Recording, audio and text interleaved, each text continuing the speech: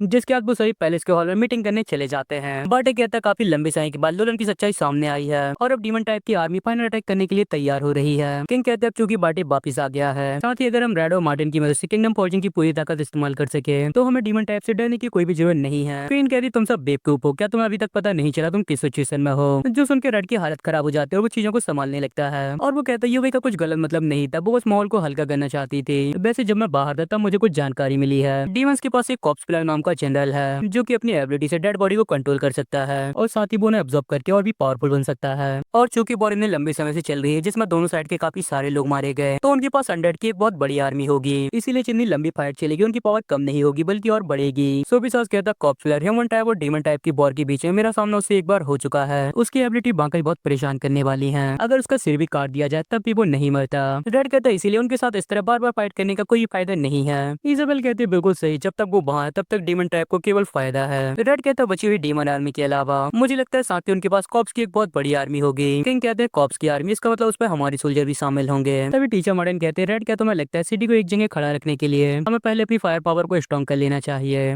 Red कहता है बिल्कुल सही, मुझे भी यही लगता है। जब तक हमारी फायर पावर ज्यादा होगी तब तक हम उन्हें काफी आसानी से संभाल सकते हैं। मोडो कहता है लेकिन इस बार वो 100 या कुछ हजार नहीं है, वो कई लाख से भी ज्यादा बड़ी आर्मी है। रेड कहता है चिंता मत करो, आखिरकार मेरे ये डिजाइन अब काम आएंगे। लेकिन मोडो कहता है लेकिन से तुम्हारा क्या मतलब है। रेड कहता है मुझे बस डर है इनकी डिस्ट्रक्शन पावर को कंट्रोल करना थोड़ा मुश्किल है। जिसके बाद हम डीमन आर्मी का सीन देखते हैं जो कि अटैक करने के लिए तैयार होती है और पिलर जनरल का ऑर्डर सुनने के लिए वेट कर रहे होते हैं। रेमोंड कहता है मेरी डीमन आर्मी के प्यारे दोस्तों, आज हमारे लिए डॉप के एम्पायर पे कब्जा करने का समय आ गया है। कोई भी जा सकता है और जिन्हें चाहे उन्हें लोगों को मार सकता है। जो सुन के डीमन सोल्जर चिल्ला के उन्हें सपोर्ट करने लगते हैं। म्यूकस कहता आखिरकार हमले का समय आ गया, क्या किसी ने बालियन और रेंजू को देखा। किलियन कहता बालियन उस आदमी के पास बहुत छोटा दिमाग है, उसका ऐसा करना नॉर्मल है, लेकिन रेंजू ऐसा नहीं है, आखिर वो कहाँ है। रेमोंड कहता तुम दोनों को दूसरों की चिंता नहीं करनी चाहिए, बस अपना ख्याल रखो, वो दोनों भी तुम्हारे भाई की तरह मारे गए। जो सुन के वो दोनों हैरान हो जाते हैं। किलियन कहता क्या तुम क्या बात कर रहे हो, भला कोई बालियन को कैसे मार सकता है। सोसो कहती है कोई भी ऐसा नहीं है जिसे मारा ना जा सके। किलियन कहता हमने 3 प्लेयर्स को खो दिया और डार्क प्लेयर का इस टाइम भी कुछ पता नहीं है। और वो सोचने लगता है क्या ह्यूमन एम्पायर और डॉप एम्पायर में बाकी कोई ऐसा है जो कि बालियन को मार सकता है, या फिर कॉप्स प्लेयर या नीडल प्लेयर ने। इन दोनों से सावधान रहना होगा।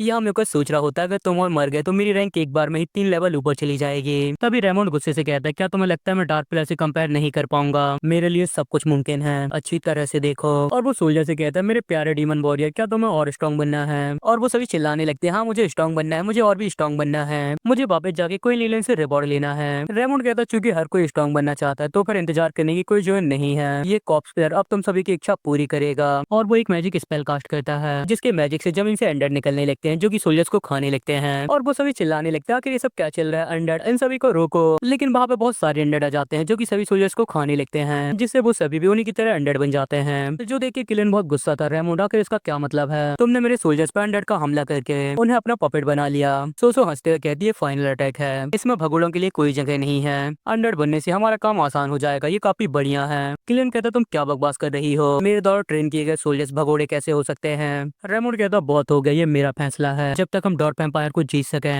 क्वीन लिलियन मुझे सारे फैसले करने की इजाजत देती है, अगर तुम्हें कोई प्रॉब्लम है तो तुम वापस जाके क्वीन को रिपोर्ट कर सकते हो, या चाहो तो मुझे चैलेंज कर सकते हो, मैं किसी भी समय तुम्हारे चैलेंज के लिए तैयार हूँ। और वो 2 और अंडर को निकाल लेता है जो कि पिलर जनरल होते हैं, उनमें से एक डायमंड प्लेयर बालियन और दूसरा निंजा प्लेयर रेंजू होता है, जिन्हें देख के किलियन हैरान हो जाता है तुम ये सब। रेमोंड कहता अफसोस है कि पपाटी की क्लास पूरी नहीं थी, वरना तो मैं चाहता था तुम अपने भाई से दोबारा मिल जाओ। और जहाँ तक तुम्हारे सोल्जर्स की बात है, क्योंकि तुम नहीं चाहते कि वो मेरे पपेट बने, तो और वो किलियन की सारी सोल्जर्स को ऑब्जर्व करके अपने अंदर समा लेता है, तो अब तुम्हें चिंता करने की कोई जरूरत नहीं है ना, क्या तुम्हें अभी कोई परेशानी है। किलियन गुस्से से कहता है नहीं, सब कुछ तुम पर निर्भर करता है। रेमोंड कहता तो हम सब एक साथ आखिरी अटैक करेंगे, मैं सबको जीत के साथ डीमन एम्पायर वापस ले जाऊंगा और कोई लेलियन से इनाम पाऊंगा। और वो सोचने लगता है तुम सब मेरे स्ट्रॉन्ग बनने की रास्ते की सीढ़ी बनोगे। जिसके बाद हम डॉर्क एम्पायर को देखते हैं जो कि एक बड़े से माउंटेन की ओर बढ़ रहा होता है। मोडो कहता है क्या तुम्हारा प्लान सच में ये करने का है। बाटे कहता मिस्टर रेड, टोस्ट माउंटेन का एरिया बिल्कुल वैसा है जैसा आपने कहा था, पहले हमारा डॉर्क एम्पायर वहां तक आता था जब सर्दी बहुत तेज होती थी, लेकिन क्या ऐसा करना ठीक रहेगा। तभी टीचर मार्टिन कहते हैं बाटे चिंता मत करो, मुझे विश्वास है मेरा स्टूडेंट गलत नहीं हो सकता। रेड कहता हमारा दुश्मन अभी कंडक्ट की आर्मी है जिन्हें खाने पीने की कोई जरूरत नहीं है, हालांकि हमारे पास फोर्ट को हिलाने और फॉर्जिंग का फायदा है, लेकिन लंबे समय तक चलने वाली वॉर में डॉर्क एम्पायर को सबसे बड़ी प्रॉब्लम खाने की है, और हम ह्यूमन एम्पायर से ज्यादा लंबे समय तक दूर भी नहीं रह सकते,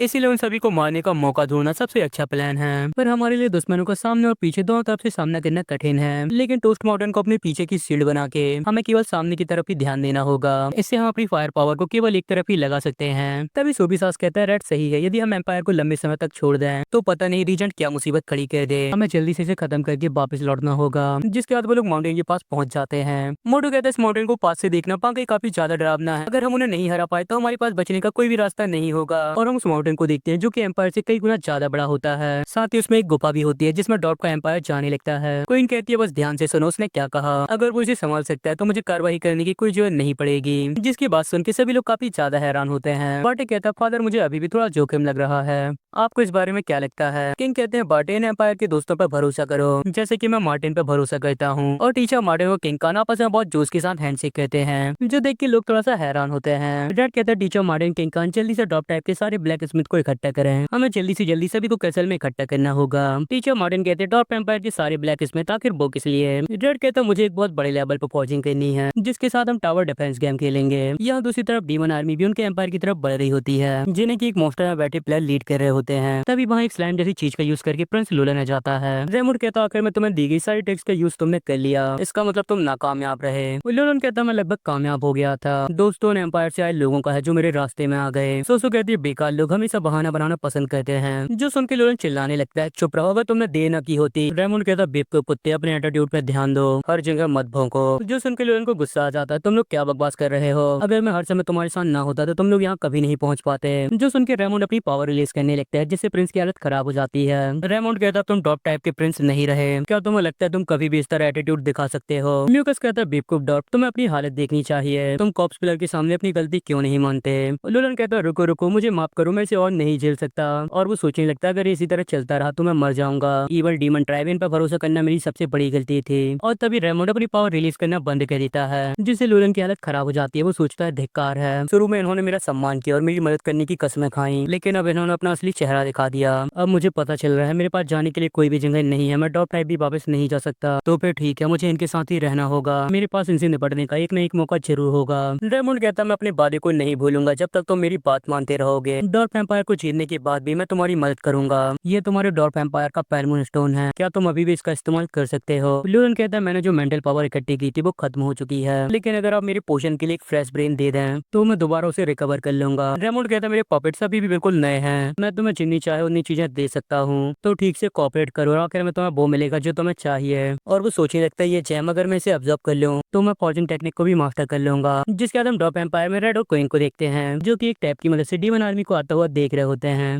रेड कहता आखिरकार उन्होंने हमें ढूंढ लिया, वो हमसे अभी भी थोड़ा दूर है। ये फाइट उन फाइट से बहुत अलग है जो मैंने पहले मूवी में देखी है। मैं क्वीन इसे देखे ऐसा लगता है सारी आर्मी अंडर आर्मी बन गई है। क्वीन गुस्से से कहती है वो कमीना रेमंड, उसने सच में आर्मी को अपना पॉकेट बनाने की हिम्मत की। रेड कहता क्वीन शांत हो जाइए, अपने गुस्से पे काबू रखें। क्वीन कहती है भले ही डीमन टाइप स्ट्रॉन्ग लोगों को फॉलो करती है लेकिन फिर भी नियम है, वो अपने ही टाइप के लोगों को नहीं मार सकते। लिलियन ने सच में नियमों को पूरी तरह बदल दिया है। रेड कहता उन्हें देख के ऐसा लगता है वो 2 घंटे में यहाँ पहुंच जाएंगे। इजाबेल कहती है लिलियन के चेले मैं इन सभी को खत्म कर दूंगी। रेड कहता सही फौज की गई चीजों को प्लान की तरह जमा दिया गया है, मैं इस काम में जरूर आपकी मदद करूंगा। तभी वहाँ कोई आने लगता है। रेड कहता कोई आ रहा है, कृपया सावधान रहें। तभी वहाँ टीचर मार्टिन और मोडो आ जाते हैं। टीचर मार्टिन कहते हैं रेड मैंने सोफी साथ से सुना तुम यहाँ हो, आखिरकार तुम मुझे मिल गए। मोडो कहता मुझे काफी जलन हो रही है, तुम लोग इस समय भी अपने प्यार का आनंद ले रहे हो। रेड कहता टीचर मार्टिन क्या कोई प्रॉब्लम है। टीचर कहते चीजों को तुम्हारे प्लान के हिसाब से जमा दिया गया है, मुझे नहीं लगा था तुम्हारे साथ रह के मोडो इतना अच्छा हो जाएगा। मोडो हंसते हुए कहता है टीचर आपने ही मुझे सब कुछ सिखाया और रेड ने मुझे काफी इंस्पायर किया है। टीचर कहते इस बार तुम्हारी फौजिंग ऐसी है जिसके बारे में केवल तुम ही जानते हो, ये सारी चीजें मेरी कल्पना से परे हैं। तुम जैसा स्टूडेंट मिलना मेरे लिए बहुत किस्मत की बात है, लेकिन मुझे डर है कि हम तुम्हारी मदद नहीं कर सकते। ब्लूप्रिंट्स को बनाया जा सकता है लेकिन बनी हुई चीज को समझना काफी ज्यादा कठिन है। रेड कहता टीचर चिंता मत करें, क्या ये पैरमून स्टोन नहीं है। और वो रेड के पास पैरमून स्टोन देख के काफी चौंक जाते हैं। टीचर कहते लेकिन इतनी बड़ी चीज को फौज करने के लिए जो मेंटल पावर चाहिए वो बहुत ज्यादा है, क्या तुम्हें विश्वास है कि तुम इसे कर सकते हो। मोडो कहता मैंने टीचर का पैरमून स्टोन करके एक छोटा रोबोट बनाने की कोशिश की जैसा तुमने मुझे बताया था और मेरी मेंटल पावर पूरी तरह खत्म हो गई। लेकिन रेड तुमने कई फाइट के लिए पैरमून स्टोन का यूज किया है और तुम्हें अभी भी बहुत सारी फौजिंग करनी है, क्या तुम्हें तुम्हारी मेंटल पावर खत्म होने का डर नहीं है। रेड कहता मुझे अभी भी नहीं लग रहा कि मेरी मेंटल पावर थोड़ी भी खत्म हुई है। टीचर कहते असल में चाहे वो रेरेंस और तुम्हारे बीच के एम्पायर कप की लड़ाई हो या जब तुमने डॉर्फ एम्पायर में पैरमून स्टोन का यूज किया था तुम्हें कभी भी मेंटल पावर की कमी का सामना नहीं करना पड़ा। रेड कहता टीचर अगर मैं बहुत ज्यादा मेंटल पावर का यूज करूँ तो क्या मुझे इसकी कोई कीमत चुकानी पड़ेगी। टीचर उसे पकड़ते हुए कहते क्या क्या तुम भूल गए और टीचर और मोडो एक साथ कहते हैं ज्यादा यूज करने से तुम गंजे हो जाओगे।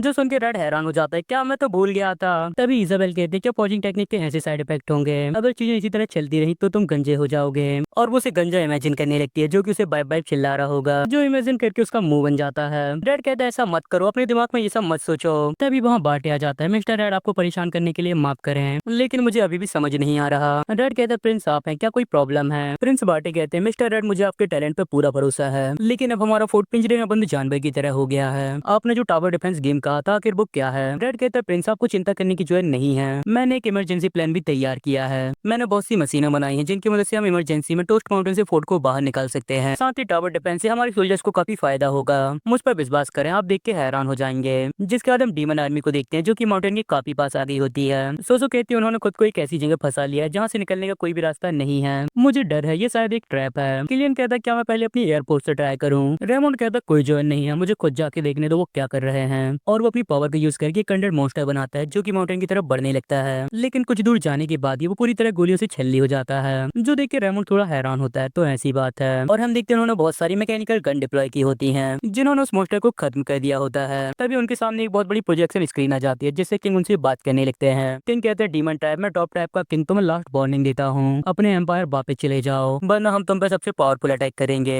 रेमोंड कहता है वार्निंग क्या, तुम्हें ऐसी सिचुएशन में नहीं होना चाहिए जहाँ तुम्हें मुझसे दया की भीख मांगनी चाहिए, पर तुम्हें हमें फ्यूचर में लाइफ का सेक्रीफाइस देना होगा। और अपनी क्वीन लिलियन के ऑर्डर को फॉलो करते हुए मैं तुम्हारे टॉप एम्पायर को कोई भी नुकसान नहीं पहुंचाऊंगा और तुरंत अपनी आर्मी लेके यहाँ से वापस लौट जाऊंगा। और तुम सोफी साथ, जहाँ तक मुझे पता है रीजेंट ने डॉप की हेल्प के लिए कोई भी ऑर्डर नहीं दिए, ऐसा करके तुम बिना किसी शक के रीजेंट के खिलाफ जा रहे हो। सोफी सास कहता है मैं सोफी सास केवल अपने एम्पायर के लिए काम करता हूँ, जहाँ तक रीजेंट की सोच का सवाल है उससे मुझे कोई फर्क नहीं पड़ता। किंग कहते हैं शांति के लिए अपने लोगों की जान लेना ये तुम्हारी बेकार इच्छा है, मैं इस तरह की किसी भी शर्त के खिलाफ हूँ। सोफी सास कहता है अगर तुम लड़ना चाहते हो तो फिर लड़ो, इतनी बकवास मत करो, अगर तुम रीजेंट की तरफ से हो तो तुम्हें आज ही खत्म कर दिया जाएगा। किंग कहते हैं बिल्कुल सही, हमारा टॉप एम्पायर कभी तुम जैसे बुरे लोगों के सामने नहीं झुकेगा। रेमोंड कहता है किंग कॉन एम्पायर से बेकार लोगों की बकवास सुनने की बजाय तुम अपने प्यारे बेटे की बात क्यों नहीं सुनते।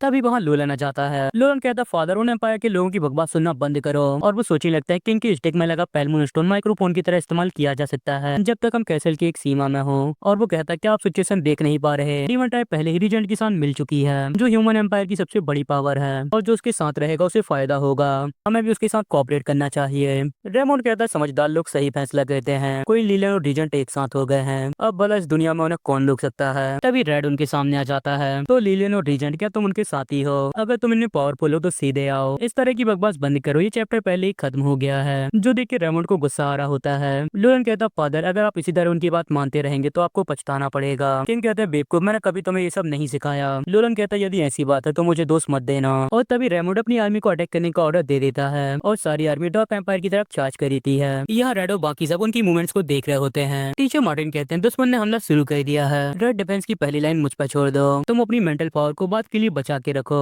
रेड कहता है लेकिन टीचर इसके लिए बहुत पावर लगेगी। टीचर कहते हैं मेरी चिंता मत करो, और वो अपनी फॉर्जिंग शुरू कर देते हैं जिससे सारी गन एक्टिवेट हो जाते हैं और डीमन टाइप पर अटैक करना शुरू कर देती हैं, जिससे बहुत सारे सोल्जर मरने लगते हैं। लेकिन तभी उनके मेज बीच में आ जाते हैं जो कि अपने मैजिक का इस्तेमाल करके उन सभी की स्किन को स्टील की तरह हार्ड कर देते हैं, जिससे उन्हें गोलियों से कोई फर्क नहीं पड़ता और गोलियां रिफ्लेक्ट होने लगती हैं। मोडो कहता है रेड गन तो बेकार हो गई, क्या डिफेंस की पहली लाइन खत्म होने वाली है। रेड कहता है बिल्कुल जैसा कि अनुमान था, अपोनेंट का मेज मैजिक का इस्तेमाल कर सकता है भले ही वो अनडेड बन गया हो। ये उन दुश्मनों से मिलते जुलते हैं जिन्हें हमने ड्रॉप टाइम में आते समय देखा था। टीचर मार्टिन में से आप पे छोड़ता हूँ। टीचर मार्टिन कहते कोई बात नहीं, और वो अपनी पावर का इस्तेमाल करके गन को अपग्रेड कर लेते हैं जिससे वो सभी स्नाइपर बन जाती हैं और केवल एक ही बुलेट से बहुत सारे डीमन सोल्जर्स मरने लगते हैं। यहाँ किलियन सोच रहा होता है ड्रॉप का फॉर्जिंग लेवल इतने जल्दी कैसे बढ़ सकता है, क्या वो पहले अपनी असली पावर को छिपा रहे थे। खैर भूल जाओ, मैं अभी इसके बारे में कुछ नहीं करूंगा, ये सब तो रेमोंड के कॉप्स के पपेट हैं। यहाँ गन उन कॉप्स को बहुत बुरी तरह खत्म कर रही होती है। रेमोंड कहता है सेकंड प्रिंस ऐसा लगता है ड्रॉप टाइप की फॉर्जिंग टेक्निक आपकी बताई की पावर से कहीं ज्यादा है। लोलन कहता है ड्रॉप टाइप की गन इतनी पावरफुल नहीं है, ये एम्पायर से आए लोग हैं और कॉप्स के पपेट अंदर नहीं जा पा रहे। रेमोंड हंसते हुए कहता है क्या कॉप्स अंदर नहीं जा पा रहे, ये सब इस कॉप्स पिलर के सामने कुछ भी नहीं है। और तभी उनकी ब्लड सामने आके बेकार होने लगती है क्योंकि उनके सामने ज़ॉम्बी बना डायमंड पिलर बालियन आ गया होता है जिसकी डायमंड की स्किन के सामने बुलेट भी काम नहीं आती। रेड कहता है क्या ये वो पिलर है जिसे मैंने और युवई ने हराया था, आखिर उन्हें उसकी बॉडी कैसे मिली। यहाँ बालियन अपने सिर को ऊपर फेंकता है और फिर उसे फुटबॉल की तरह किक कर देता है जो कि तेजी से गन की तरफ बढ़ रहा होता है, जो देख के सभी लोग हैरान हो जाते हैं। गन भी उसे फायर कर रही होती है लेकिन इसका कोई फायदा नहीं होता और वो सिर उन्हें डिस्ट्रॉय कर देता है। तभी बालियन भी चार्ज कर देता है और बहुत सारी गन को डिस्ट्रॉय कर देता है। रेड कहता है भले ही वो आदमी अनडेड बन गया हो लेकिन वो दोबारा बहुत प्रॉब्लम खड़ी कर रहा है। सोसो कहती है भले ही वो पहले कॉप्स पपेट बन गया हो, लेकिन डीमंस की डिस्ट्रक्शन पावर अभी भी काफी यूजफुल है। रेमोंड कहता है ये पहले से भी ज्यादा, तुम्हारी बारी है रेंजो। और रेंजो अपनी पावर का इस्तेमाल करके हवा में चला जाता है, जो कि अपने अटैक को गन्स की तरफ एम करने लगता है। यहाँ टीचर की हालत भी काफी ज्यादा खराब होती है और वो सोच रहे होते हैं ये एक और प्लेयर है, पहले इससे निपटना होगा, और वो अपनी गन का एम उसकी तरफ कर देते हैं। यहाँ रेंजो भी अपने अटैक को तैयार कर रहा होता है, तभी टीचर उस पर फायर कर देते हैं, लेकिन वो काफी आसानी से उन सभी से बच जाता है, जो देख के किलियन हैरान हो जाता है, क्या एक कॉप्स पपेट बनने के बाद भी वो ऐसे कठिन निंजुत्सु मैजिक का इस्तेमाल कर सकता है। रेमोंड कहता है किलियन तुम इसे देख के हैरान हो गए होगे। यहाँ रेंजो का मैजिक भी तैयार हो जाता है, जो कि कुछ सुरिकन टाइप का लग रहा है पर काफी पावरफुल है। म्यूकस भी देख के हैरान हो जाता है, क्या ये रेंजर की सबसे पावरफुल टेक्निक नहीं है। ऐसा कहा जाता है ये इवल फायर जब तक अपने टारगेट को खत्म ना कर ले तब तक नहीं बुझती। रेमोंड हंसते हुए कहता है केवल इस्तेमाल करने के लायक बस नहीं, अब वो इसका अनलिमिटेड बार इस्तेमाल कर सकता है। चलो इन बेकार बेवकूफ ट्रैप को खत्म कर दो। और रेंजर अपना अटैक करने के लिए तैयार हो जाता है, लेकिन तभी उसे एक रॉकेट आके लग जाती है, जिससे वो पूरी तरह खत्म हो जाता है, जो देखिए किलियन और रेमोंड दोनों हैरान हो जाते हैं। किलियन कहता है क्या क्या हुआ। रेमोंड कहता है लापरवाह, ऐसा लगता है जब वो अपने अटैक को तैयार कर रहा था तब वो केयरलेस हो गया था। रेड कहता मुझे शौक लगा, ये उन निंजा मंगा से अलग था जिन्हें मैंने देखा था, या जितना मैंने सोचा था उससे काफी आसान था। बाटे कहता ये सही है, उसने मुझे भी काफी परेशान किया था। उसने कहा वो मुझे कुछ दिखाएगा, लेकिन मैं इसका फायदा उठाया और उसे मार डाला। यहाँ टीचर की हालत भी काफी खराब हो जाती है। टीचर कहते हैं बड़े लेवल पर फॉर्जिंग करने से काफी एनर्जी खर्च होती है, खासकर इन मिसाइल को चलाने में। मुझे डर है मैं इसे और लंबे समय तक नहीं चला पाऊंगा। रेड कहता है टीचर मुझे करने दीजिए, आप पहले आराम कर लीजिए। किंग कहते हैं रेड अभी नहीं, अपनी मेंटल पावर को बचा कर रखो, इस किंग को मार्टिन की मदद करने दो। टीचर कहते लेकिन कान अभी तुम्हारा शरीर ठीक नहीं है। किंग कहते बूढ़े आदमी इसकी चिंता मत करो, क्या तुम्हें वो दिन याद है जब हम दोनों मिलकर काम करना सीख रहे थे। टीचर कहते हाँ मुझे याद है, ये मेरे जीवन की सबसे अच्छी याद है। और वो दोनों मिलकर फॉर्जिंग करने लगते हैं। चलो इन डीमंस को अपनी पावर दिखाएं, और वो सभी रॉकेट को डीमन आर्मी की तरफ लॉन्च कर देते हैं, जिससे डीमंस दोबारा खत्म होने लगते हैं। यहाँ बालियन लीपर डिफेंस लाइन को खत्म कर रहा होता है, पर तभी उसे भी मिसाइल आके लग जाती है, लेकिन उसे कोई फर्क नहीं पड़ता। रेमोंड कहते थर्ड रैंक डिजर्व करता था, रेंजो के चले जाने पे भी तुम्हारा होना काफी है, जाओ मेरे लिए सब कुछ खत्म कर दो। और बालियन सीधा मिसाइल लॉन्चर्स की तरफ बढ़ने लगता है, लेकिन तभी उसके रास्ते के बीच में कुछ चमकने लगता है, जो कि छोटी छोटी मशीन होती है। तभी उनसे लेजर बीम निकलने लगते हैं, जो कि बालियन को दो हिस्सों में काट देती है। रेमोंड कहता है ये लोग काफी परेशान करने वाले हैं, वो लोग एक डायमंड पिलर की बॉडी को भी काट सकते हैं। बर्टी भी देख के काफी हैरान होता है, आखिर किस तरह की फॉर्जिंग है। ब्रदर रेड तो सच में काफी अमेजिंग है। रेड कहता है बस इतना ही, अब तक डीमन आर्मी आधे से ज्यादा खत्म हो चुकी है। क्वीन कहती खुश होने में जल्दबाजी मत करो, पिलर ने अभी तक असल में कोई भी कार्रवाई नहीं की है, और अगर बॉडीज पूरी तरह खत्म नहीं हुई तो ये सब बेकार है। रेड कहता है क्या तुम्हारा क्या मतलब है, क्या डीमन टाइप मारे गए कॉप्स की भी मरम्मत कर सकती है। जिसके बाद हम बालियन की बॉडी को देखते हैं, जो कि धागों की मदद से दोबारा छुड़ जाती है, जो कि सोसो ने अपने मैजिक से किया होता है। रेड कहता है ये बाकी परेशान करने वाली बात है, लेकिन मुझे लगता है मरम्मत का इस्तेमाल केवल कीमती कॉप्स पर ही किया जाएगा, वरना पिछली लाशों की मरम्मत पहले ही हो जाती। रेड कहता है अगर कॉप्स पूरी तरह खत्म हो जाएंगे तो वो कुछ भी नहीं कर पाएंगे। टीचर मार्टिन किंग खान क्या आप अगली फॉर्जिंग तक संभाल सकते हैं। वो दोनों कहते हैं कोई प्रॉब्लम नहीं, चलो इसे करते हैं। यहाँ बालियन भी तेजी से मिसाइल लॉन्चर की तरफ बढ़ रहा होता है, और फिर एक एक करके उन्हें डिस्ट्रॉय करने लगता है, और उन्हीं की मिसाइल से उन्हीं के लॉन्चर्स को खत्म करने लगता है। मोटो कहता है मिसाइल लॉन्चर एक एक करके खत्म हो गए। रेड जल्दी से कोई रास्ता सोचना होगा। तभी रेड कुछ चालू कर देता है। यहाँ बालियन भी तेजी से फोर्ट की तरफ बढ़ रहा होता है, लेकिन तभी उसके सामने कुछ आ जाता है, जो कि फ्रोजन मशीन होती है, और बालियन उन्हें भी डिस्ट्रॉय करने के लिए बढ़ने लगता है, लेकिन उनसे लिक्विड नाइट्रोजन निकल के उन्हें पूरी तरह जमा देती है, और वो मशीन से टकराते ही टुकड़े बन जाता है। आज सब ये देख के काफी हैरान होती है। रेड के द्वारा फौज की गई इस चीज की जमाने की पावर लगभग सुपर हाई मैजिक के बराबर है। यहाँ सोसो कहती है माय डियर अब मैं कुछ नहीं कर सकती।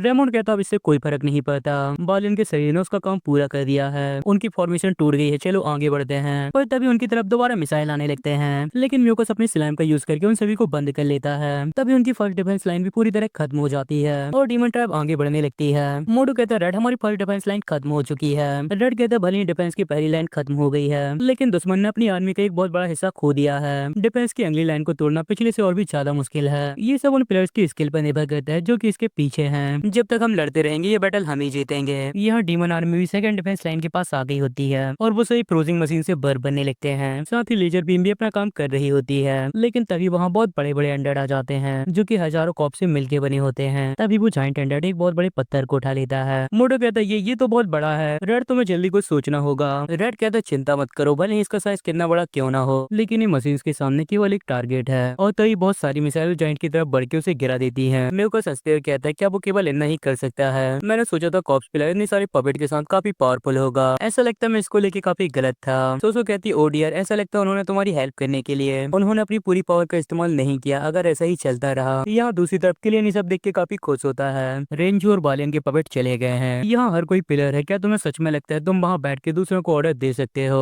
और हमारी मेहनत से जीत हासिल कर सकते हो? रेमंड गुस्से से कहता, उन्हें दोस्त मत दो। डॉप ट्राइब की असली पावर असल में मेरी सोच से कहीं ज्यादा निकली। डीमन ट्राइब हमेशा ताकतवर को फॉलो करती है, इसीलिए हर कोई यहाँ देख ले मेरी असली पावर। और वो जायंट को कॉप्स का यूज करके हील करने लगता है, जिससे जायंट दोबारा खड़ा हो जाता है, फ्रोजन मशीन पर अटैक कर देता है। टीचर मार्टिन कहते हैं, कान कान कहते हैं, हाँ मैं समझ गया, चलो इसे करते हैं। और वो सभी मशीन की पावर को एक कर देते हैं। लेकिन तभी दो और जायंट आ जाते हैं और वो अपनी पावर्स को कंबाइन कर लेते हैं, जिससे उनकी पावर बहुत ज्यादा हो जाती है और वो मशीन को डिस्ट्रॉय कर देते हैं। और उसका अटैक सीधा माउंटेन में जाके लगता है, जो कि उसे काफी डिस्ट्रॉय कर देता है, जिसकी पावर देख के सभी लोग काफी हैरान होते हैं। लूलन कहता है, बिल्कुल डीमंस की साइड रहना मेरा सबसे अच्छा फैसला था। यहाँ किंग कानू टीचर मार्टिन की हालत भी काफी खराब हो जाती है। बार्टी कहता, फादर अंकल मार्टिन क्या आप ठीक हैं? रेड सोचता है ऐसा लगता है टीचर मार्टिन और किंग कानू उनकी लिमिट पे पहुंच गए हैं। टीचर कहते हैं अभी आया अटैक काफी पावरफुल था, अब हम इसे ज्यादा देर तक नहीं कर पाएंगे। किंग कान कहते हैं इस तरह के अनजाने अटैक का सामना करना काफी एनर्जी खाता है, हम अपनी लिमिट पे हैं, ऐसा लगता है रेड अब तुम्हारी बारी है। रेड कहता कोई बात नहीं, आपका धन्यवाद, चलो इसे करते हैं। लेकिन तभी मोड़ो चिल्लाता है, अभी नहीं, सभी लोग इस सिचुएशन का सामना कर रहे हैं। मैंने भी ट्रेनिंग की और खुद को काफी बेहतर बनाया है, मैं हमेशा इस तरह भाग नहीं सकता, मेरी मेंटल पावर भी बहुत बढ़ गई है। सभी लोग मेरी नई पावर को देखो। और वो उनकी हेल्प करने के लिए अपना हाथ भी उनके हाथ पर रख देता है, लेकिन एक ही झटके में उसकी पावर पूरी तरह खत्म हो जाती है और वो गिर जाता है। रेड अपने पेन को निकालते हुए कहता है, तुम सभी का धन्यवाद, अब इसे मुझ पर छोड़ दो। और वो फॉर्जिंग करना शुरू कर देता है, जो देख के कोई काफी खुश हो रही होती है और सोच रही होती है बुरा नहीं है। जिसके बाद हम रेमोंड को देखते हैं, जो कि अपने जायंट के काम से काफी खुश होता है। रेमोंड कहता है क्या अभी भी किसी को कोई प्रॉब्लम है? लेकिन तभी रेड का लेजर डिवाइस काम करने लगता है, जो कि जायंट को पूरी तरह काट डालता है। रेमोंड कहता है सोचो तुम जाओ और चमकने वाली चीज को मेरे लिए खत्म कर दो। और तभी रेड का एक डिवाइस डिस्ट्रॉय हो जाता है। रेड हैरानी से सोचता है डिस्ट्रॉय हो गया, बैटरी अभी उसकी लिमिट पर नहीं है, क्या ये शॉर्ट सर्किट है? और हम उस डिवाइस को देखते हैं जिसमें छोटे छोटे कीड़े होते हैं जिन्होंने उसे डिस्ट्रॉय किया होता है। किलियन कहता है सोचो को परेशान करने की जरूरत नहीं है, जब तुम्हारी कॉप्स आर्मी अटैक कर रही थी तब मैंने आयन खाने वाले कीड़ों को जमीन पर फैला दिया था। असल में इनका यूज टॉप टाइप के कैसल को खत्म करने के लिए होने वाला था। खैर अगर सब कुछ सही रहा तो वो सारे वेपन्स को खत्म कर देंगे। यहाँ वो सारे कीड़े एक एक करके उनके वेपन्स को खत्म कर रहे होते हैं। यहाँ रेड को भी ये पता चल जाता है, पता चल गया ये सब इन कीड़ों के कारण हुआ है। हम सभी का ध्यान ज़ॉम्बी आर्मी में था और किसी ने भी इन पे ध्यान नहीं दिया। किस्मत से मुझे इनका पता चल गया, लेकिन सारी फौज के वेपन खत्म हो चुके हैं। क्या ये सच में होने वाला है? तभी रेड का डिवाइस वहाँ से भागने लगता है और ज़ॉम्बी आर्मी के पास आ जाता है, जिसे देख के वो सभी ज़ॉम्बी उस पर टूट पड़ते हैं। लेकिन तभी रेड उसे चालू कर देता है, जिससे वो उनके आसपास चलने लगता है और बहुत सारे ज़ॉम्बीज खत्म होने लगते हैं, जो देख के रेमोंड भी काफी शौक होता है। लेकिन तभी वो रुक जाता है क्योंकि बैटरी खत्म हो गई होती है। रेमोंड कहता है चलो इन्हें खत्म करें। सोचो किलियन तुम सभी भी वॉर पे जाओ। और वो तीनों भी बैटल ग्राउंड पे आ जाते हैं। म्यूकस कहता हम सभी भी यहाँ हैं, मतलब ये अटैक की लास्ट वेव होनी चाहिए। किलियन कहता है चिंता मत करो, मेरे कीड़ों ने सारी फौज की चीजों को खत्म कर दिया है। सोचो कहती ये वॉर मैंने जितनी सोची थी उससे कहीं ज्यादा पेचीदा है। खैर अब उन सभी को यहीं रुकना पड़ेगा। तभी रेमोंड दोबारा एक जाइंट बना लेता है। यहाँ फैली कहता है रेड डीमन टाइम ने दोबारा चार्ज करना शुरू कर दिया है,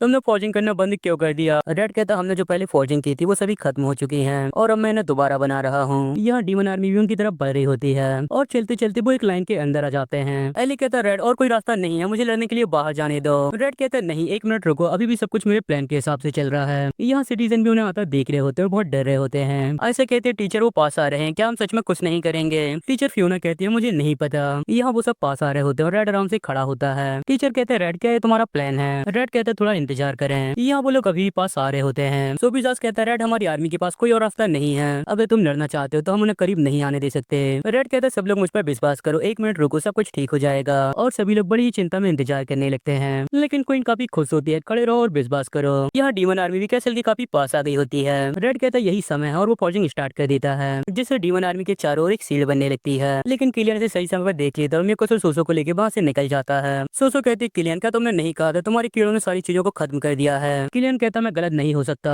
लेकिन मुझे नहीं पता अचानक क्या हुआ। यहाँ सील भी बंद हो जाती है जिसमें सारे डीमन ट्रैप हो जाते हैं। रेड कहता अब अगले स्टेप की बारी है और वो दोबारा कुछ फौज कहता है, जिससे एक एटम बम एक्टिवेट हो जाता है और वो उसे सीधा सील की तरफ लॉन्च कर देता है, जो कि खुद के सामने एक सील बनाकर सील के अंदर चला जाता है और डीमंस के बीच गिर के एक्सप्लोड हो जाता है, जिसकी पावर इतनी ज्यादा होती है कि सारे डीमंस खत्म हो जाते हैं और उससे बहुत ज्यादा एनर्जी निकलने लगती है। यहाँ तक कि स्क्रीन में देख रहे लोग भी इसे झेल नहीं पाते। साथ ही इतनी ज्यादा पावर देख के सभी लोग भी बहुत ज्यादा हैरान होते हैं। सो भी साथ सोच रहा है तुमने रैरन के खिलाफ जो इस्तेमाल किया था ये तो उससे भी 10 गुना पावरफुल है, तुम्हारी स्किल तो बहुत ज्यादा भयानक है। यहाँ तक कि रीजेंट भी इस भयानक ब्लास्ट का सामना नहीं कर सकता। पैनी सोचती है जब तक मेरे पास रेड नाम का कार्ड है मुझे उसकी पावर से डरने की जरूरत नहीं है। टोल सेंगस मेरे फादर तुम जरूर मरोगे। तभी फैली कहता है ये तो बहुत ज्यादा पावरफुल है। किंग कहते ये अटैक तो किसी कंट्री को भी खत्म करने के लिए काफी है। मार्टिन तुम्हारे स्टूडेंट ने ऐसा कैसे किया? टीचर कहते हैं मैम मैं नहीं नहीं जानता। यहाँ रेड भी देख के काफी हैरान था। मैंने कुछ ज्यादा ही कर दिया, मुझे नहीं लगा था इसकी पावर इतनी ज्यादा होगी। सोबिसास कहता है रेड अच्छा काम किया, लेकिन दुश्मन अभी पूरी तरह खत्म नहीं हुआ है, इसीलिए अब समय आ गया है कि हम चार्ज करें। जो सुन के इजाबेल भी बाहर जाने लगती है। रेड कहता है युवी चलो इसे लीडर और बाकी लोगों पर छोड़ दें, बेहतर होगा कि हम बाहर ना जाएं। क्वीन कहती है चिंता मत करो, वो मुझे नहीं पहचान पाएंगे, ये मुझे खुद से ही सुलझाना होगा। सोबिसास कहता है क्या कौन सी पहचान? रेड हंसते कहता है वो हम पहले डीमन टाइप के स्लेव थे ना, जिसके बाद हम सील को देखते हैं जो कि सिंक होने लगती है। यहाँ डीमन प्लेयर भी काफी बुरी हालत में होता है, लेकिन उन्होंने खुद को किसी तरह बचा लिया होता है। किलियन कहता है ये कैसा मैजिक है, इसमें इतनी ज्यादा पावर कैसे है? सोजो कहते हैं हम उस पर फंसने ही वाले थे। म्यूकस कहता है क्या वो ओल्ड मॉन्स्टर दोबारा आ गया, क्या हमें पीछे हटना चाहिए? और वो जगह को देखने लगते हैं जहाँ बॉम्ब ब्लास्ट हुआ होता है जो कि लावा बन गई होती है। तभी उनके पास रेमोंड भी आ जाता है। रेमोंड कहता है ऐसा नामुमकिन है, उसे रिटायर हुए काफी समय हो गया है, भले ही डीमन ट्राइब या ह्यूमन ट्राइब ने बहुत शुरू की हो, उसने उस वॉर में पार्ट नहीं लिया, तो अब उसका यहाँ आना लगभग नामुमकिन है। मुझे लगता है शायद ये लोग प्रिंसिपल आंद्रे की बात कर रहे हैं। एक बार में 2 लाख पपेट को मार देना बाकी काफी पावरफुल है, लेकिन मुझे डर है कि उसके ट्रिक्स खत्म हो गई होंगी और मेरी तरफ से अभी ये सब शुरू हुआ है। तभी सोबिसास और बाकी लोग भी बाहर आ जाते हैं। किलियन कहता मुझे दूसरों की परवाह नहीं है, लेकिन सोबिसास मेरा है, मैं ही उसे मारूंगा। यहाँ रेमोंड भी अपना काम शुरू कर देता है। तुम्हारे पास खेलने के लिए 10 मिनट हैं, एक बार मैंने अब्सॉर्ब कर लूं तो फिर मैं सबका शिकार करूंगा। और वो वहाँ मारे गए सारे कॉप्स की एनर्जी को अपने अंदर अब्सॉर्ब करने लगता है। सोबिसास कहता है तुम्हारा ओपोनेंट प्लेयर जनरल है, अगर तुम लड़ना चाहते हो तो ग्रुप में फाइट करना। नहीं कहता तो फिर ठीक है, मैं एली के साथ जाऊंगा। एली कहते ये ट्रेनिंग करने का काफी अच्छा मौका है, चलो कहते हैं। यहाँ रेड भी अपने आर्मर के साथ फाइट करने के लिए तैयार होता है, लेकिन तभी सोसोन पे अपने नीडल से अटैक कर देती है। नहीं अपने पेन की शील्ड का यूज करके उन्हें रोकने की कोशिश करता है, लेकिन इसका कोई फायदा नहीं होता और वो नीडल सीधा उसकी तरफ पाने लगते हैं, लेकिन पेनी उन्हें रोक लेती है। यहाँ किलियन भी सोबिसास पे अटैक कर देता है। सोबिसास तुम मेरे अपोनेंट हो, और दोनों के अटैक आपस में टकरा जाते हैं, लेकिन किलियन का टेंटिकल कटने लगता है। उसने तुरंत मेरे वीक पॉइंट को पहचान के मेरे ब्लेड को काट दिया, काफी कमाल की स्वॉर्डमैनशिप है। तभी सोबिसास उसे ऊपर फेंक देता है, लेकिन उसके पास किलियन के एक्सप्लोड करने वाले कीड़े आ जाते हैं। किलियन कहते हैं तुम्हारे लिए मेरी तरफ से गिफ्ट है, और उन्हें एक्सप्लोड कर देता है, जिससे एलिना हैरान हो जाती है मास्टर सोबिसास क्या आप ठीक हैं? लेकिन सोबिसास ठीक होता है, वो अपनी बेंड स्पेयर का यूज करके किलियन पर अटैक कर देता है, जिससे बचने के लिए किलियन अपने आर्मर का यूज करके एक शील्ड बना लेता है। और तभी सोबिसास का अटैक उसे हिट कर जाता है, जिससे वो और दूर चला जाता है। सोबिसास कहता है एलिना तुम रेड की मदद करने के लिए यहीं रुको, मैं इंसेक्ट पिलर से निपटने के बाद आऊंगा। और वो ऊपर चला जाता है। एलिना कहती है ठीक है मास्टर। तभी म्यूकस उन सभी पर अटैक कर देता है, जिसे वो लोग टॉर्च कर लेते हैं। रेड कहता है क्वीन मैंने आपके लिए एक नया आर्मर डिजाइन किया है, क्या आप उसे पहनना चाहती हैं? लेकिन क्वीन मना कर देती है। यह म्यूकस भी सेकंड अटैक को तैयार कर रहा होता है और वो उसे लॉन्च कर देता है, सभी को पकड़ लो। तभी उसके अटैक के सामने एली आ जाता है, जो कि अपनी फायर पावर का इस्तेमाल करके उसे रोकने लगता है। एली कहता है ये केवल एक बड़े स्लाइम के अलावा कुछ भी नहीं है। नहीं कहता एली सावधान रहो, भले ही तुम्हारी फायर स्ट्रॉन्ग है, लेकिन ऐसा लगता है उसके सामने ये बेकार है। एली कहता है क्या वो नहीं पिघला, और वो अटैक छोटे छोटे अटैक में बदल के उनकी तरफ पाने लगता है। लेकिन तभी उनके सामने आइसा आ जाती है, जो कि उन सभी अटैक को जमा देती है। ऐसा कहती है एली नहीं बाकी काम मैं तुम पर छोड़ती हूँ, और वो दोनों जाके उन स्लाइम को डिस्ट्रॉय कर देते हैं। या कोई रेड से कहती है तुम उनकी मदद क्यों नहीं करते? रेड कहते उनकी चिंता मत करो, वो लोग इसे संभाल लेंगे, और यदि आप यहाँ हैं तो पहले मुझे आपकी देखभाल करनी होगी। क्वीन कहती है लेकिन मैं नीडल पिलर को खुद ही मार डालूंगी। लेकिन तभी वहाँ पेनी आ जाती है, जो कि सोसो के धागों को काट देती है, और रेड अपने आर्मर का इस्तेमाल करके वहाँ देखने लगता है। रेड कहता है यहाँ नीडल पिलर के बहुत सारे इनविजिबल धागे हैं। पेनी तुम्हारी सेंस करने की एबिलिटी तो काफी बढ़िया है। क्वीन कहती है पेनी आखिर तुम इससे फैमिलियर कब हो गए? पेनी कहती है बैटलफील्ड में ध्यान रखो, अपनी जान का ख्याल रखो। क्वीन कहती है क्या तुम मुझे कुछ करना सिखा रही हो रीजेंट की बेटी? पेनी कहती है उस फाइट में हम दोनों ही डिस्क्वालीफाई हो गए थे, जीत हार से कोई फर्क नहीं पड़ता, अगर मैं फिर से तुमसे सीरियस होकर लड़ूं तो तुम हार जाओगी। रेड चीजें समझते हुए कहते हैं तुम दोनों बाकी काफी मजेदार हो, लेकिन अभी तुम दोनों के लड़ने का समय नहीं है, शांत हो जाओ। तभी वहाँ एलिना भी आ जाती है। मास्टर रेड ने सही कहा, अगर आपको कुछ चाहिए तो आप मुझे बता सकते हैं। रेड कहता है एलिना तुम भी यहाँ हो? एलिना कहती है बिल्कुल सही, मास्टर ने मुझे आपके करीब रहने और आपकी मदद करने के लिए कहा है। जिसे देख के क्वीन को गुस्सा आ जाता है कि तुम यहाँ क्या कर रही हो, लेकिन तभी वहाँ सोसो आ जाती है। बेकार लोग, तुम्हारा ओपोनेंट मैं हूँ, तुम्हारा ओपोनेंट मैं हूँ, यहाँ शोर मचाना बंद करो। और वो उन सभी पर अटैक कर देती है, जिससे एलिना छोटी होकर रेड अपनी शील्ड से और पेनी अपनी शॉट से बचने लगती है। लेकिन तभी इजाबेल उनसे बचते हुए सीधा उस पर चार्ज कर देती है। इजाबेल कहती है सभी लोग बचते रहो, केवल क्वीन अटैक करेगी, और वो सोसो के धागों को काटती है, उस पर अटैक कर देती है। सोसो कहती है उसने शॉट की एनर्जी का यूज करके मेरे चारों ओर बिखरे पतले धागों को एक साथ जोड़ दिया और उन्हें काट दिया, लेकिन आखिर इंसान कौन है? मैंने बैटलफील्ड में कभी भी इसके बारे में नहीं सुना। तभी इजाबेल उस पर अटैक कर देती है, लेकिन वो अपनी धागों को बीच में ले आती है, जिससे कि इजाबेल की शॉट रुक जाती है। सोसो कहती है मेरी आंखों के सामने, क्या वो मेरी कमजोरी जानती है? इजाबेल सोचती है कोई शक नहीं कि नीडल पे पहले से काफी ज्यादा पावरफुल है, लेकिन ये अभी भी काफी कमजोर है। ये मैजिकल और बिना किसी शक के मेरा है। क्या लिलियन ने इसे समझ लिया है और अब वो इसे सभी को बांट रही है? यदि ऐसा है तो चीजें और भी खराब हो जाएंगी। मुझे अपनी पावर्स को दोबारा पाने के लिए डीमन टाइप वापस जाना पड़ेगा। था और वो उससे दूर हो जाती है। सोसो कहती है तुम छिपे हुए धागे और नीडल को भी देख सकती हो, बुरा नहीं है। लेकिन तभी उस पर पेनी की शॉट और रॉकेट आके लगते हैं और सोसो अपने धागों की शील्ड का इस्तेमाल करके उससे बच जाती है। सोसो कहती है बहुत सारे लोग परेशान कर रहे हैं लेकिन तुम सब बेकार हो। क्वीन कहती है मैंने कहा था ना इसे मैं संभालूंगी, दखल देना बंद करो और तुम भी मेरे साथ रहोगी। लेकिन तभी वहाँ एलिना आ जाती है और मेरा क्या, इसे देखो, और वो एक पत्थर उठा के सोसो की तरफ फेंक देती है। रेड कहता है क्या तुमने एक पत्थर को फेंका है? सोसो भी देख के काफी हैरान होती है, एक छोटा पत्थर। लेकिन तभी एलिना अपनी पावर का इस्तेमाल करके उसे बहुत बड़ा कर देती है, जो देख के सोसो भी हैरान हो जाती है। पर तभी वो पत्थर उसके ऊपर गिर जाता है। एलिना कहती है मुझे कम समझने की गलती मत करो। जिसके बाद हम म्यूकस को देखते हैं जो कि उन पर अटैक कर रहा होता है। नहीं नहीं कहता सावधान रहो, वो आदमी फिर से थूकने वाला है। नहीं नहीं कहता लेकिन एक मिनट रुको, ये आदमी हवा में तैर रहा है, हमारे लिए इस पर हमला करना काफी मुश्किल है, हमें इसे रोकने के लिए केवल आयशा के मैजिक पर ही भरोसा करना पड़ेगा। एली कहता चिंता मत करो, मैं अभी भी यहाँ हूँ, और वो अपनी चैट स्टेप का यूज करके उसके पास चला जाता है, जो देख के म्यूकस चौंक जाता है। एली कहता तुम यहाँ से चले जाओ, और वो उस पर अटैक कर देता है, जो कि म्यूकस को लग जाता है। लेकिन एली का पैर म्यूकस की स्लाइम पर फंस जाता है, जो देख के एली हैरान हो जाता है, क्या उसे कोई फर्क नहीं पड़ा, और वो अपने पैर को निकालने लगता है लेकिन वो नहीं निकलता। म्यूकस कहता तुम यहाँ, तुम्हारा स्वागत है, और वो एक स्लैंग का पंच बना के उस पर अटैक कर देता है और एली कुछ भी नहीं कर पाता। लेकिन तभी आयशा अपने मैजिक का इस्तेमाल करके उसकी स्लैम को जमा देती है, जिससे कि एली का पैर फ्री हो जाता है। तभी नाइनी कहता आग लगाने के लिए तैयार रहो, और वो आटे को उसकी तरफ फेंक देता है, जिसे एली छूता है तो उस पर बहुत बड़ी आग लग जाती है और वो सीधा म्यूकस को जाके लगती है, जिससे वहाँ धमाका हो जाता है। एली कहता आयशा नाइनी तुम्हारा धन्यवाद। आयशा चिल्लाते हुए कहती है एली इतना बेवकूफ मत बनो, लंबी दूरी से मैजिक करने में काफी एनर्जी लगती है। जिसके बाद हम म्यूकस को देखते हैं जिसे कोई फर्क नहीं पड़ा होता, ये बेवकूफ लोग, आग से मुझे कोई असर नहीं पड़ता। नाइनी कहता है एली मुझे लगता है हमारी टीम की तरह काम करना बेहतर होगा। एली कहता ठीक है मुझे माफ कर दो, अब मैंने जूस में हमला नहीं करूंगा। म्यूकस कहता है लेकिन क्या ये वो ह्यूमन टाइप से है जो कि आइस मैजिक में मास्टर है? ये मेरी स्लाइम को बेकार करने का अच्छा तरीका है कि न परेशान करने वाला है। तभी वो आइसा की तरफ देखता है, जिसे देख के उसकी ठड़क जाग जाती है और वो स्लाइम मैजिक का यूज करके उनके पीछे की स्लाइम को कंट्रोल करने लगता है, जिससे वो उन पर अटैक कर देता है। नहीं कहता सभी लोग ध्यान दो, पीछे देखो। आइसा कहती क्या वो हमें इस गंदे स्लाइम का यूज करके फंसाने की कोशिश कर रहा है, और वो उन्हें रोकने लगते हैं लेकिन कुछ नए पे चिपक जाते हैं। एली भी अपनी फायर से आइसा अपने शील्ड से उनसे बच रही होती है। तभी म्यूकस लिक्विड बन के आइसा की शील्ड के अंदर आ जाता है और उसकी पैंटीज को देखने लगता है। तभी आइसा चिल्लाने लगती है, जिसे एली और नाइने भी देख लेते हैं। यह म्यूकस उसे हैरेस कर रहा होता है। एली कहता उससे दूर रहो, अगर तुम पर हिम्मत है तो मेरे पास आओ। एक लड़की पे चुपके से हमला करना, इसका क्या मतलब है? म्यूकस कहता तुम लोग तो 3 लोग मुझ पर हमला कर रहे हो, तो फिर तुम चुपके से हमला करने की बात कैसे कर सकते हो? जब तुम मार्शल आर्ट का यूज कर रहे थे तब मैंने कुछ भी नहीं कहा, मुझे लगता है तुम सच में बहुत घिनौने हो। इसके अलावा मैंने ये नहीं कहा कि मैं तुम पर हमला नहीं करूंगा। अगर तुम्हें दूसरों की परवाह है तो बेहतर होगा अगर तुम पहले खुद का ख्याल रखो। और तभी उसके ऊपर म्यूकस की स्लाइम चढ़ने लगते हैं। एली कहता ये क्या है? यारू टीचर की स्लाइम की तुलना में ये तो और भी अजीब है, और वो उसे निकालने लगता है लेकिन उसका हाथ ही फंस जाता है। एली कहता फिर से ये चल नहीं रहा, इसे चलाना बेकार है, मेरा शरीर अटक गया है। यहाँ नाइने पे भी स्लाइम चिपक गए होते हैं। एली कहता नाइने भी पकड़ा गया, तभी स्लाइम उसके मुंह को बंद कर लेते हैं। ये क्या हो रहा है, मैं सांस नहीं ले पा रहा, ऐसा लगता है मेरी एबिलिटी पूरी तरह रुक गई है, मुझे क्या करना चाहिए? यहाँ नाइने के साथ भी सेम प्रॉब्लम होती है, स्लाइम ने उन दोनों के फेस को कवर कर लिया होता है, जिससे वो सांस नहीं ले पाते। ऐसा कहती क्या तुम दोनों ठीक हो? और वो अपने मैजिक का इस्तेमाल करके म्यूकस से फ्री होने लगती है, लेकिन वो ऐसा नहीं कर पाती। म्यूकस कहता है गुस्से वाली छोटी सी लड़की, ये मुझे बहुत पसंद है। लेकिन तभी उसके फेस पे एक पंच आके लगता है, जिससे वो दूर जाके गिरता है। नहीं कहता क्या तुम ठीक हो? ऐसे कहती मैं ठीक हूँ, लेकिन तुम लोग भी तो चीज में फंसे थे ना। नहीं कहता मुझे उस पर हमला करने का तरीका पता चल गया है, वो आटा है, क्योंकि मैंने पहले आटा फेंका था तो मेरे हाथ में बहुत सा आटा लग गया था, और जब मैं स्लाइम से ढक गया तो मुझे पता चला मैं इससे निकलने के लिए अपने राइट हैंड का इस्तेमाल कर सकता हूँ। इससे मुझे याद आया सैप क्लास में हम आटे के चिपकने से बचने के लिए सूखे आटे का इस्तेमाल करते हैं, जिससे वो कहीं भी ना चिपके,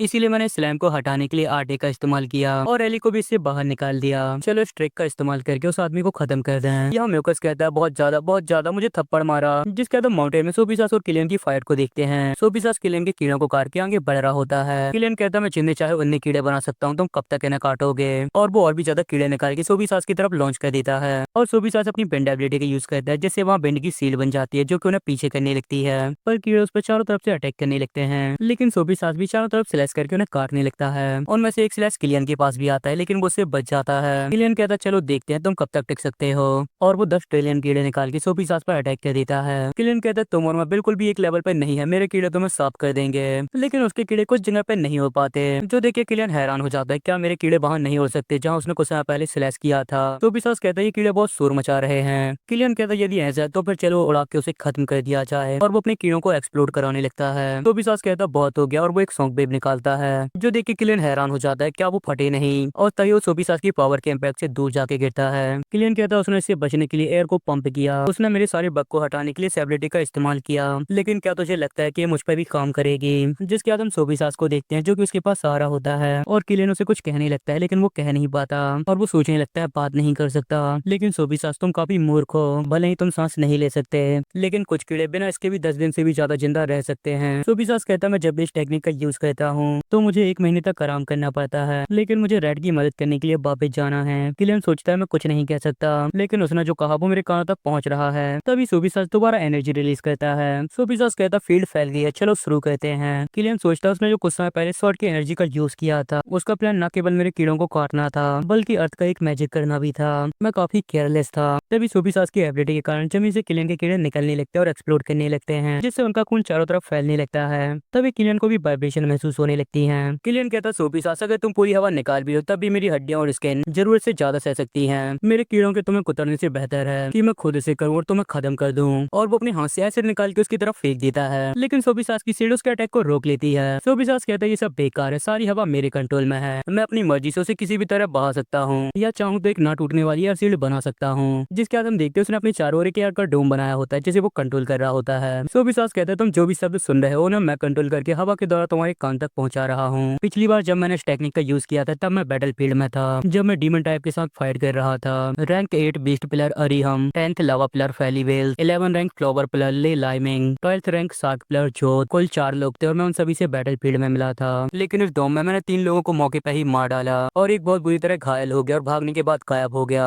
आज तुम्हारी बारी है इंसेक्ट प्लेयर किलियन। किलियन कहता बहुत हुआ, फ्लावर प्लेयर को तुमने और पपाटे ने मार डाला, चलो मैं तुम्हें अपनी असली पावर दिखाता हूँ। और वो रेज में जाने लगता है जिससे उसकी बॉडी ट्रांसफॉर्म हो जाती है। मेरी तुलना उन बेकार लोगों से मत करो, ये मत सोचो कि तुम अकेले हो जिसके पास कुछ ट्रिक है, अब मैं तुम्हें दिखाऊंगा मेरी रियल पावर। और वो पूरी तरह ट्रांसफॉर्म हो जाता है लेकिन तभी सोफिसास उसे एक ही झटके में काट डालता है। सोफिसास कहता बकवास, मेरी राय में तुम सब एक जैसे हो। जिसके बाद हम इजाबेल को देखते हैं जो कि सोसो के अटैक से बच के उस पर अटैक कर देती है लेकिन सोसो अपनी धागों की सील बना के उसके अटैक से बच जाती है लेकिन इजाबेल के अटैक से उसकी सील में भी कट लग जाता है। सोसो कहती है भले ही मैंने कितने सारे धागे यूज करके सील बनाई हो लेकिन मैं हर बार तुम्हारे अटैक को पूरी तरह नहीं रोक पा रही, आखिर तुम्हारी शॉट किससे बनी है। लेकिन तही पैनी अपनी शॉट से उस पर अटैक कर देती है जो कि उसके आर पार हो जाती है।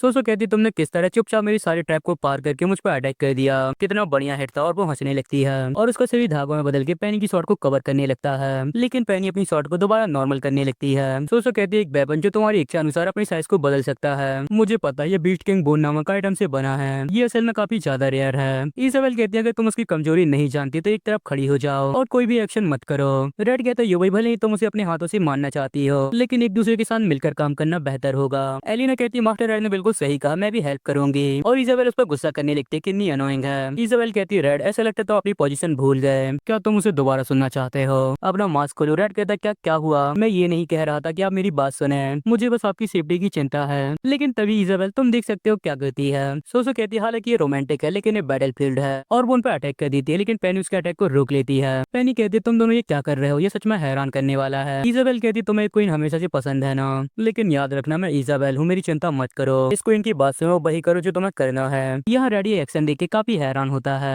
इजाबेल कहती है क्या कोई प्रॉब्लम है लिटिल पेनी। यहाँ सोसो बहुत हैरान होती है क्या करे चल क्या रहा है और वो उन पर दोबारा अटैक कर देती है लेकिन इजाबेल उसके अटैक को रोक लेती है। इजाबेल कहती है अपना काम करो, मुझे तुम पर विश्वास है। लेकिन रेड काफी हैरान होता है तभी उसे होश आता है, ठीक है मैं समझ गया, और वो अपना काम करने के लिए वहाँ से निकल जाता है। रेड कहता है सही है, योवे की ताकत के साथ मुझे उसकी चिंता करने की जरूरत नहीं है, इसके अलावा मुझे कहीं और ध्यान देना चाहिए, पिलर जनरल पर ध्यान देना काफी बेहतर होगा। और वो रेमोंड को देखता है जो कि एक कॉपी में बंद होता है जिसके अंदर उसका एवोल्यूशन हो रहा होता है। तभी रेड की नजर लूलन पे जाती है। लूलन सोच रहा है शुरू में सब कुछ मेरे हिसाब से चल रहा था लेकिन इस आदमी के दखल देने की वजह से मेरा पूरा प्लान बर्बाद हो गया, मुझे नहीं पता कॉप्स के पैर को बाहर आने में कितना समय लगेगा, अब वो मुझे जरूर पकड़ेगा, अब मुझे क्या करना चाहिए, क्या मुझे यहाँ से निकल जाना चाहिए। लूलन कहता है ह्यूमन ट्राइब मैं तुम्हें सलाह देता हूँ डॉर्क के एम्पायर पर दखल मत दो, कॉप्स पिलर की पावर का सामना तुम नहीं कर सकते, अगर तुम मुझे पकड़ के वापस भी ले गए तब भी ये बेकार होगा, आज नहीं तो कल टॉप एम्पायर डिमनो के हाथों में होगा और मुझे हमेशा उनका सहयोग मिलेगा। लेकिन रेड उसकी बात पे ध्यान नहीं देता। लूलन कहता है एक फौजर होने के नाते तुम्हें पैलमून स्टोन चाहिए, अगर मैं किंग बन जाऊँ तो मैं तुम्हें टॉप टाइप का पैलमून स्टोन दे सकता हूँ, बल्कि एक नहीं दो दो। और वो सोचने लगता है उसने कुछ भी नहीं बोला, क्या मुझे भाग जाना चाहिए, लेकिन अब सबसे अच्छा रहेगा अगर मैं कॉप्स प्लेयर के साथ रहूं, वैसे भी मैं ह्यूमन टाइप का अपोनेंट नहीं हूँ। लेकिन तभी रेड उन पर अटैक कर देता है। लूलन कहता है सीधा अटैक, मैं कॉप्स प्लेयर के हाथों मारा जाऊंगा, और वो एक सील बना के उससे बचने लगता है। लेकिन रेड का टारगेट रेमोंड का कॉफिन होता है जिसके चारों ओर एक सील्ड आ जाती है और उसे कोई फर्क नहीं पड़ता।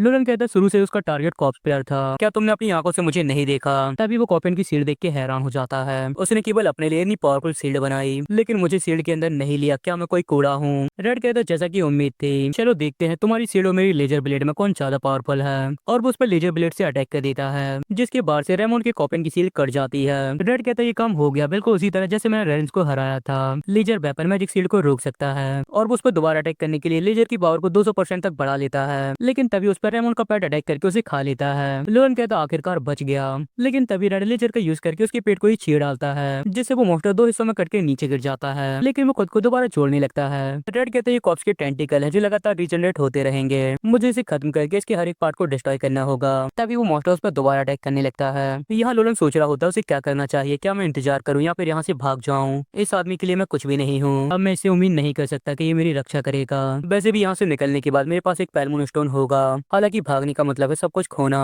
लेकिन अपनी जिंदगी खोने से तो बेहतर है। इससे पहले वो मुझे देखे, मुझे इसका फायदा उठा के यहाँ से निकलना होगा। और वो एक एयर डिस्क बना के वहाँ से निकलने लगता है। रेड कहता है क्या तुम पैलमून स्टोन के साथ भागना चाहते हो? लोरन कहता पहले अपना ख्याल करो, लेकिन तभी उसके हाथ में कुछ होने लगता है और रेमोंड उससे कम्युनिकेट करने लगता है। वो कहता कि सेकंड पे इतनी जल्दी में कहाँ जा रहे हैं, तुम मेरे एवोल्यूशन की काफी इंपॉर्टेंट चीज हो। लोरन कहता तुमने कहा था ये कॉप्स का फ्रेगमेंट है जो मेरी जान बचाने के लिए है, लेकिन अब मुझे समझ आ रहा है ये तो एक टाइम बॉम्ब है जो कि मुझे कंट्रोल करने के लिए था।